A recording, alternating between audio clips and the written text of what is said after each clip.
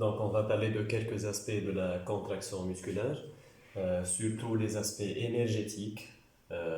Ça implique beaucoup de métabolites, c'est-à-dire beaucoup de molécules, beaucoup de réactions chimiques. Donc, on va un peu organiser toutes ces idées pour mieux comprendre comment se fait cette contraction musculaire.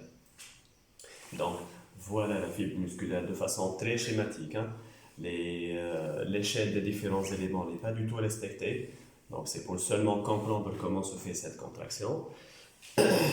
Rappelons que les invaginations profondes de la membrane cytoplasmique de la fibre, ce sont les tubules transverses.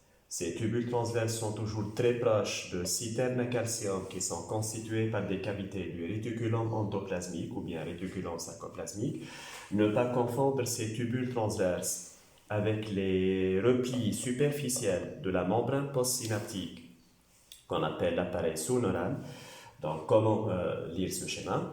Tout va commencer par l'arrivée de potentiel d'action à travers un axone moteur. Donc, voilà l'axone, sa gaine de myéline, sa gaine de Schwann. Donc, ce sont des notions de neurophysiologie. Grâce à la transmission neuromusculaire, la plaque motrice va permettre de déclencher un PPM. C'est une dépolarisation légère de l'appareil sous-neural. C'est l'équivalent du PPSE. Ce PPM va toujours atteindre le seuil. Pourquoi? Parce que la membrane postsynaptique est suffisamment repliée pour contenir un grand nombre de CCD. La quantité de Na+ qui entre sera tellement massive que ce ppm va pouvoir atteindre le seuil sans avoir besoin de phénomène de sommation. Donc le ppm atteint le seuil et déclenche un PAM. Ce PAM va se propager le long du sarcolème, la membrane cytoplasmique de la fibre musculaire, puisque la fibre est caractérisée par sa conductibilité, comme l'axone, comme toutes les fibres nerveuses, la fibre musculaire est aussi conductrice. Donc ce potentiel d'action atteint l'invagination qu'on appelle tubule transverse. Il va pénétrer en profondeur de la fibre musculaire jusqu'à arriver à la surface de la citerne à calcium. Ce PAM va dépolariser la citerne, c'est-à-dire qu'il va se propager à la surface de la citerne à calcium et il va ouvrir des canaux voltage dépendants CVD à calcium, bien sûr, à ne pas confondre avec les CVD à calcium localisés au niveau du bouton synaptique. Ce sont des CVD responsables de la transmission. On parle cette fois-ci de CVD qui se trouvent dans la surface de la citerne, donc appartenant à la fibre musculaire elle-même. Donc, que va faire cette citerne dépolarisée par le PAM? Une grande quantité de calcium sera déversée dans le sarcoplasme. Où va aller ce calcium? Donc, ici, c'est une représentation simplifiée des deux types de myofilaments qui composent le sarcomère. Le sarcomère, rappelons-le, c'est l'unité contractile de la fibre musculaire, des myofibrilles. Les filaments épais, les myofilaments épais de myosine, présentent des têtes capables de s'attacher à des sites d'attachement, des sites de fixation qui se trouvent sur les filaments fins d'actine. Donc, comment se fait cet attachement? À l'état de repos, il existe une protéine de masquage. C'est une protéine qui va cacher les sites d'attachement de l'actine pour que la tête de myosine ne s'y attache pas. Si le muscle va se contracter, ce calcium va démasquer les sites de l'actine, ce qui permet aux têtes de myosine de se fixer. Et c'est ce qu'on appelle la phase d'attachement. Il se forme un complexe actine-myosine ou bien un pont d'union. Pont d'union, c'est la tête de myosine attachée au site d'attachement, au site de fixation de l'actine. Ensuite, qu'est-ce qui va se passer donc suite à cette formation de pont d'union? Ça va activer au niveau des têtes de myosine l'enzyme ATPase ou bien ATPase. C'est une enzyme capable d'hydrolyser des molécules d'ATP déjà fixées à la tête de myosine, même à l'état de repos. Donc, sur chaque tête de myosine, il y a déjà une molécule d'ATP qui est fixée à la tête. L'activation de l'ATPase de la tête de myosine va permettre d'hydrolyser l'ATP. Donc, l'ATP va être hydrolysé. Ça va donner de l'énergie chimique.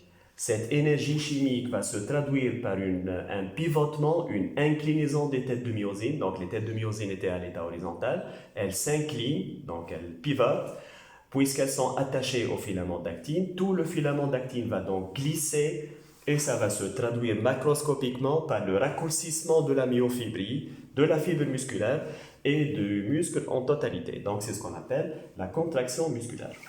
L'ATP qui a fourni l'énergie a été dégradé, hydrolysé en ADP, en phosphate inorganique, et ça va aussi libérer une certaine chaleur. C'est la chaleur de contraction. Chaleur de contraction parce que c'est une chaleur qui va être dégagée parallèlement à la phase de contraction du muscle. Donc les filaments d'actine sont en train de glisser et on va constater ce dégagement, c'est une dissipation thermique sous forme d'une chaleur qu'on appelle la chaleur de contraction. Une notion très importante dans cette contraction musculaire, les réserves d'ATP déjà attachées aux têtes de myosine sont très limitées. Elles permettent des contractions de seulement quelques secondes. Or, l'ATP est considéré comme la source immédiate de l'énergie de la contraction. Ça veut dire que les têtes de myosine ne peuvent utiliser que l'ATP. Donc, c'est une contradiction. C'est la seule molécule qui est utilisée par les têtes de myosine. Et en même temps, c'est une molécule présente avec des réserves en très faible quantité. Quelle est la solution à ce problème donc? Il y a ce qu'on appelle le phénomène de régénération de l'ATP. Régénération, ça veut dire que toute molécule d'ATP hydrolysée par la tête de myosine sera immédiatement reconstituée, quelques secondes après le début du travail musculaire. Ces réactions de régénération rapide vont être mises en place, donc rapidement en quelques secondes. En quoi consiste cette voie rapide? Ce sont deux réactions qui se déroulent donc très proches de la tête de myosine. L'ADP provenant de l'hydrolyse de l'ATP va s'engager dans ces deux réactions. Donc, qu'est-ce qui va se passer? Deux molécules d'ADP peuvent réagir ensemble. Réagir, ça veut dire qu'un groupement phosphate sera transféré d'une ADP à une autre ADP. Donc, l'ADP recevant le troisième phosphate va redevenir de l'ATP, alors que l'ADP qui a cédé son phosphate, qui a donné son phosphate, va devenir de l'AMP. Une deuxième réaction, cet ADP réagit avec la phosphocréatine. Donc voilà une petite légende pour comprendre les acronymes que j'ai utilisés dans cet exposé. PC, c'est la phosphocréatine. C'est une molécule énergétique présente en quantité plus importante comparée à celle de l'ATP.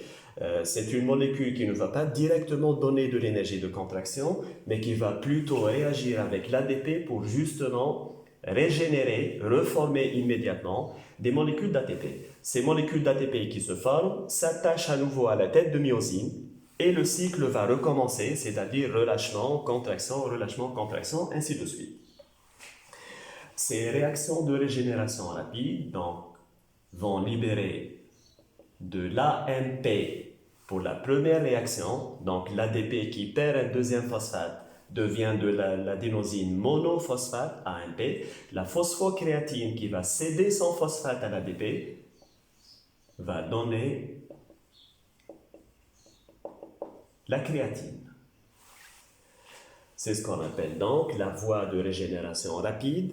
Ça permet aux muscles de se réapprovisionner immédiatement en ATP et donc théoriquement la contraction musculaire peut continuer indéfiniment puisque l'ATP va toujours être présent dans la fibre musculaire grâce à cette régénération rapide. Or on va voir par la suite dans d'autres voies métaboliques il y a un problème qui va apparaître dans les fibres musculaires et il va donc se fatiguer. Il existe une deuxième voie de régénération de l'ATP qui va se mettre en place un peu plus tard par rapport à cette régénération rapide, dans le cas où l'activité physique va durer plus longtemps. Donc la voie rapide est utilisée dans le cas des activités physiques de courte durée, par exemple une course de 100 mètres, un sprint. Si c'est une activité qui va se prolonger, bien sûr cette voie rapide va persister, elle continue, mais elle va s'ajouter une deuxième voie qu'on appelle la voie de régénération lente de l'ATP. Donc, dans une activité physique prolongée, il va y avoir les deux voies en parallèle, voie rapide et voie lente. Comment se déclenche cette voie lente? Elle apparaît environ 30 secondes après le début de l'activité musculaire. La fibre musculaire possède ses propres réserves de glycogène. Le glycogène apparaît sous forme de petits grains dans le sarcoplasme. Donc ce glycogène sera hydrolysé en glucose, et c'est une réaction qu'on appelle la glycogénolyse. Donc, glycogénolyse, c'est en réalité du glucose phosphorylé, c'est-à-dire du glucose attaché à un groupement phosphate. C'est nécessaire pour que la suite des réactions soit possible, pour que les enzymes puissent intervenir dans la dégradation de ce glucose. Et il y a une deuxième voie d'arrivée du glucose, c'est à travers le sang artériel. Les muscles sont très vascularisés, donc le glucose est apporté par la voie sanguine et il sera aussi phosphorylé et on obtient donc ce glucose phosphate. Qu'est-ce qui va arriver par la suite? Ce glucose phosphate va subir une dégradation qu'on appelle la glycolyse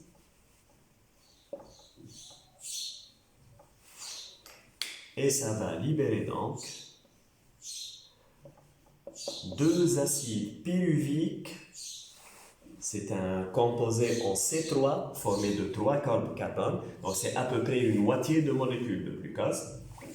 Et à quoi sert cette glycolyse? Ça va déjà permettre d'obtenir 2 ATP. Donc, il s'agit d'une voie qui va faire apparaître des molécules d'ATP. C'est une voie de régénération de l'ATP. Ces 2 acides pyruviques vont subir 2 voies métaboliques possibles. 2 voies métaboliques possibles selon la présence ou l'insuffisance d'O2 au niveau de la fibre musculaire. Pourquoi est-ce qu'il y a 2 cas possibles dans la fibre musculaire? Donc, on va commencer par la première situation. Si c'est une activité physique modérée, il s'agit d'une activité qui n'est pas très intense, par exemple marcher à vitesse faible, à vitesse moyenne, il va y avoir toujours suffisamment d'O2 dans la fibre musculaire. Qu'est-ce qui va arriver donc aux acides pyruviques? Ils seront absorbés par ce fameux organisme donc, très présent dans la fibre musculaire, la mitochondrie. L'O2 va rejoindre l'acide pyruvique au niveau de la mitochondrie. Dans la mitochondrie, pour faire simple, il va se passer des réactions qu'on qualifie d'oxydation. En gros, il y a 2 grandes étapes dans l'oxydation, étudiée en 3e année, le cycle de Krebs et la chaîne respiratoire. Donc, c'est une succession, une cascade d'un très grand nombre de réactions. Ce qui est essentiel dans ce cours de contraction musculaire, c'est que cette oxydation va libérer beaucoup d'ATP, 34 ATP pour une seule molécule de glucose oxydée dans la mitochondrie. Ça va libérer un ensemble de déchets métaboliques, le CO2, H2O. Ces déchets vont donc être évacués grâce au sang veineux et ainsi on peut comprendre que le sang artériel va approvisionner le muscle en O2 alors que le sang veineux va permettre au muscle de se débarrasser de CO2 et de H2O. Ce sont donc les échanges respiratoires de la fibre musculaire. Respiration déjà, c'est synonyme d'oxydation. Autre élément libéré par cette oxydation, un nouveau dégagement de chaleur.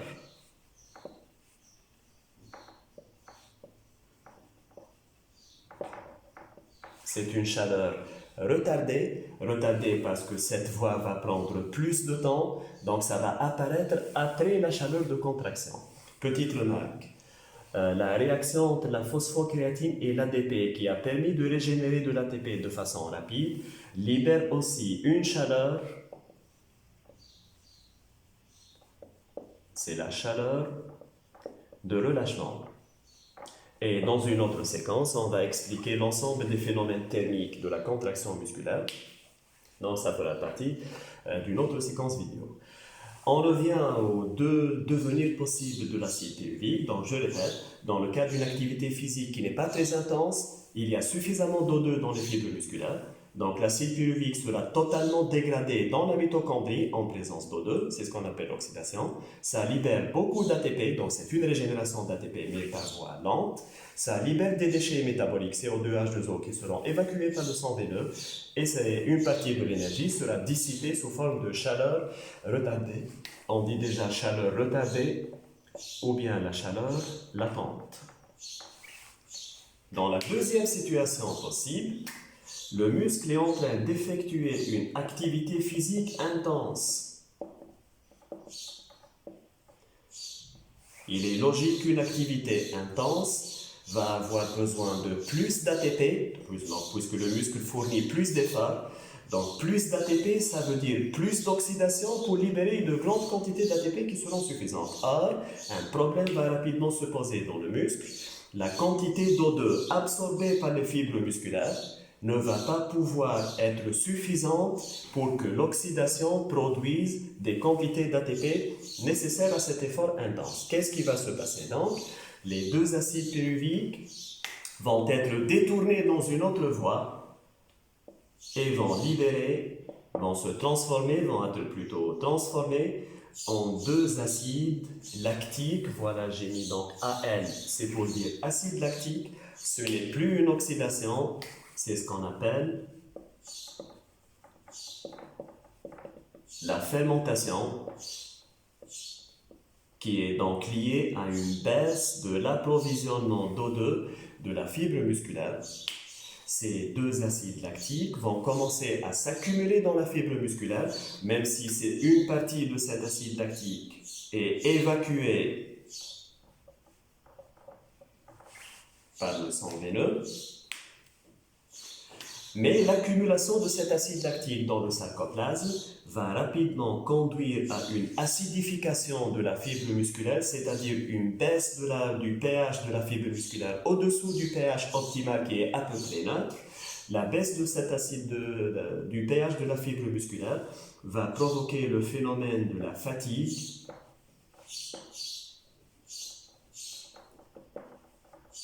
Qu'est-ce que ça veut dire cette fatigue? C'est un phénomène purement biochimique, ce n'est pas du tout un manque d'énergie dans le muscle, mais c'est plutôt une mauvaise exploitation des substrats énergétiques de la fibre musculaire.